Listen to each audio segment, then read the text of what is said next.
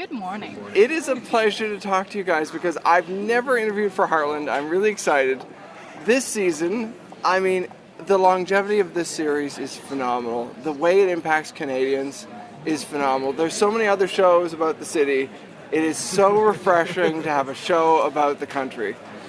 For you guys going into, this is the 13th season, what's it like, coming through this show for that long? I think that it's something that's very rare in the world of television, and we're so lucky to be able to be a part of it for a show that's been going over a decade now, and to be in the homes of Canadians and now folks around the world something that's really special for us. And for me, being able to play a character that has been able to grow and evolve as a person from, a young teenage girl when we started to now a married mother working on so many different projects. I think that it's not usually something that an actor can experience in one job. Yeah, I would say the same thing. I think working on a show that's outdoors and with animals is a blessing, and it is quite a bit of a change from cop shows or something very, very tight. So it's a really fun time, and it really opens you up when you're at work too. You can sit between takes or between setups and take in the beautiful scenery because it's real. It's not a backdrop, It's amazing. So it's a real blessing to be part of the show. And speaking of what you said, I was in Italy a few years ago, and I saw Heartland on TV, and I was like, that is amazing. Like, I didn't even understand at that point the reach of the show. But do you hear from fans from around the world? I was in Italy earlier this year, and I was on a hike. I think it's called the Cinque Terre, the 5-city tour. And I walked by a group of people, and I heard this girl go, "Oh my God, Heartland!" and I was like, it was weird because I was thinking, I'm traveling, like this is so outside of my element. I'm anonymous here, So it was a really oh yeah, that's right. The show plays all over the world. That's so cool. And so it was really cool. She was a tourist, but it was in Italy, so it was a really fun sort of experience to be in that moment, and then to realize, yeah, this show airs all over the world and people enjoy it from all over the world. Yeah, and saying to that too, I've had fans write to me and say that they learned English through watching Heartland. Serious? And there's been a few that have learned to type in English because of social media and wanting to interact with other Heartland fans. And I just think that that's something that's really cool, that our reach is not only around the world, but we've also been able to open doors for so many people that might not have exposure to that. And a few people said, yeah, I first started watching your show in German or in whatever language that they were living in. They said, but then they didn't have the new episodes translated, and I was curious, so I just started watching them in English and had to piece it together and just learn. And they said, yeah, my English has really improved through watching the show. That is so cool. Well, so this season, how are they dealing with being parents? Because obviously it's still fairly new. What's it like this season, I guess? I think it's really fun. Yeah, that's the word that I would describe. Not only for my character, but for us as actors too, because the twins are 2 years old. They play the role of Lindy, and they are just being themselves. They're just having a fun time.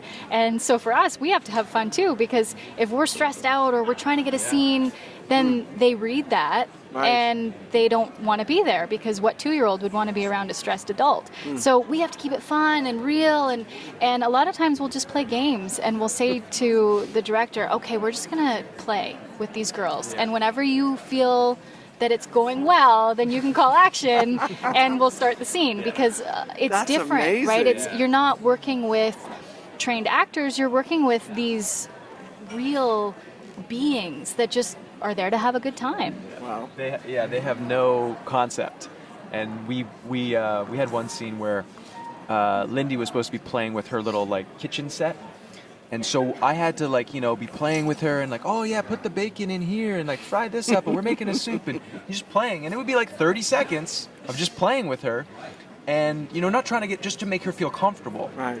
Because if she wasn't comfortable, as soon as I got up and started the scene, she would stop, or she would ask for something, or it would kind of disrupt what we were trying to build. So it was almost like we kind of had to get her into that mode, get her focused on that, just, so she would be lost in playing, and then go into the scene, and then it naturally would happen when then she'd be like, oh yeah, and then she'd look around and be like, oh, there's something going on, and she would react naturally to the scene. Wow. So it's it's a fine balance. It's fun, and we play these games and we keep it fresh because they're fresh, they're real, they're right there in the moment. So you have to stay present, with them. I can't imagine, because when I had my 2-year-old around the house and I was trying to work or something, I can't imagine a 2-year-old on a set. Like, it really is an amazing concept to imagine working in that environment. Does it change how you're acting too, I assume? Like, Oh, 100%. And I think one thing we've learned too is if the scene is a dramatic scene where there's certain things that we really need to accomplish, and it might be frightening to a 2-year-old. They don't know that we're acting. Everything they see us do, they believe to be truth. Right. Yeah. So there's some scenes where we say, okay, well, maybe we'll just see Lindy off the top of the scene playing, and then we can take her away, right, and she can go hang out with her mom, and the audience still believes that she's still there playing. Of course. But in reality, she's not even in the building. So I think we've learned to do certain things like that, little tricks where we can establish that, yes, our daughter is in the apartment, but then we don't have to see her again in the close-ups, and right, we can really, because I'm also very conscious of her when she's there, and if Ty and Amy are having a heated argument, I wouldn't want to be acting that with the 2-year-old sitting there watching, because I believe that it would change their perspective of us as people too. And I always want them to trust us and know that we're there to love and play with them, not to be, have a stressed environment in any way. So I think that that's something that we've learned to do. And I'll just add to that, I agree with you, and add that, they're 2. Yeah. They don't know this is acting. They don't know. This is just an experience in their life.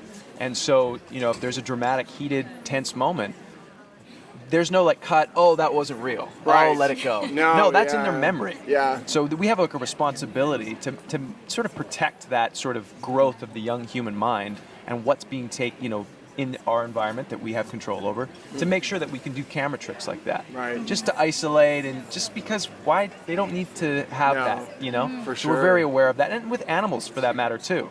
Right. We don't need to do certain things. Well, the dog in the first episode of the season. Yeah, exactly. So there's tricks we can use so that the animals or the kids that don't have that awareness of what's going on, that they're not traumatized in any way, so that they're healthy and that they can walk away and have fun and live a good life.